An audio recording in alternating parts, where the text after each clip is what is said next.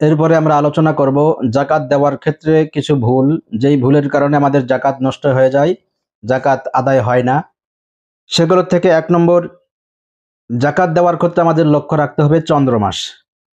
১ বছর অতিবাহিত হলো কিনা সেটা আমাদের হিসাব করতে হবে চন্দ্রমাস তথা আরবি মাস হিসাবে। ইংরেজি মাস হিসাব করলে অনেক দিন বেড়ে যায়, সেক্ষেত্রে আমাদের অনেক দিনের জাকাত আদায় না হওয়ার সম্ভাবনা থেকে যাবে। এরপরে জাকাত দেওয়ার ক্ষেত্রে আমরা অনেকেই জাকাতের অর্থ দিয়ে দিই কিন্তু নিয়ত করি না, তাহলে কিন্তু জাকাত আদায় হবে না।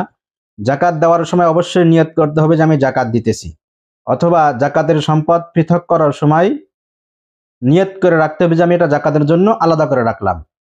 এরপরে হারাম টাকা দিয়ে অনেকে জাকায় পন্থায় সুদ বা যে কোনো ভাবে হারাম টাকা চলে এসেছে, জাকাত তো দিতে হবে, তো এই হারাম টাকা থেকে জাকাত দিয়ে দিই, তাহলে কিন্তু জাকাত আদায় হবে না, বরং আরো গুনাহ হবে।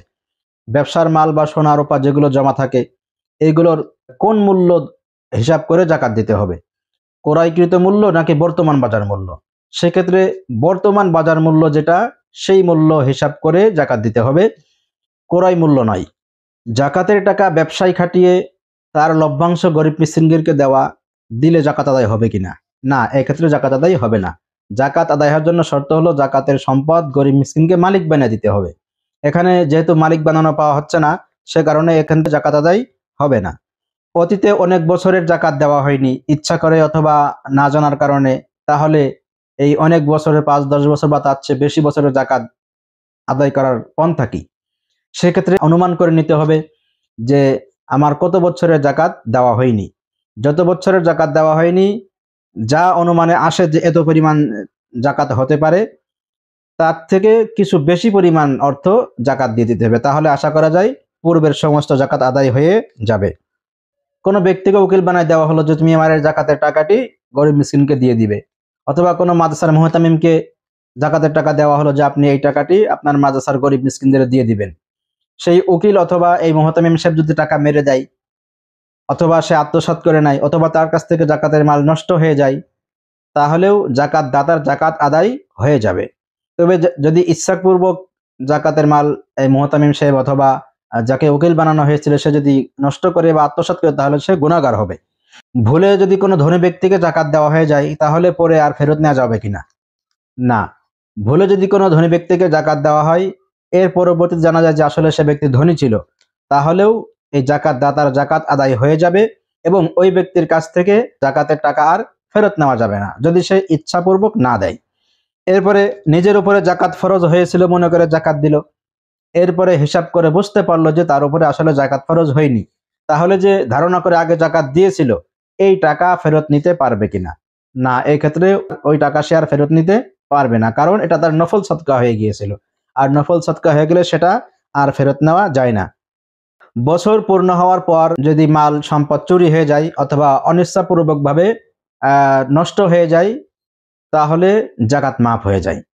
তবে যদি ইচ্ছাপূর্বক ভাবে নষ্ট করে বা নিজের দোষের কারণে, নিজের অসতর্কতার কারণে যদি মাল নষ্ট হয়ে যায়, তাহলে জাকাত মাফ হবে না, সেই মালেরও জাকাত দিয়ে দিতে হবে। কোনো নাবালেগ সন্তান, তার পিতা গরিব, তার মা ধনী, তাহলে এমন সন্তানকেও জাকাত দেওয়া যাবে, কারণ সন্তান তার বাপের দিক দিয়ে ধর্তব্য হয়, মার দিক দিয়ে ধর্তব্য হয় না। সুতরাং মা যদি ধনী হয়, পিতা যদি গরিব হয়, তাহলে সেই গরিব পিতার সন্তানকে জাকাত দেওয়া যাবে, জাকাত আদায় হয়ে যাবে। শ্বশুর অথবা শাশুড়ি কর্তৃক পুত্রবধূকে অথবা জামাইকে যদি জাকাত দেয়, তাহলে জাকাত আদায় হয়ে যাবে, এতে কোনো সমস্যা নেই। গরিব ব্যক্তির ব্যাংক অ্যাকাউন্টে যদি টাকা দেওয়া হয় অথবা বিকাশ অ্যাকাউন্টে টাকা দেওয়া হয়, তাহলেও জাকাত আদায় হয়ে যাবে। সেক্ষেত্রে বিকাশ খরচ বা ব্যাংক খরচ এটা জাকাত দাতাকেই গ্রহণ করতে হবে। এক্ষেত্রে যদি ভুল ক্রমে অন্য অ্যাকাউন্টে বা অন্য নম্বরে টাকা চলে যায়, তাহলে দেখতে হবে যেই ব্যক্তির কাছে ভুল ক্রমে গিয়েছে সেই ব্যক্তি জাকাতের হকদার কিনা। সে যদি জাকাতের হকদার হয়, তাহলে তাকে জাকাত দেওয়ার নিয়ত করতে হবে, তাহলে সে জাকাত আদায় হয়ে যাবে।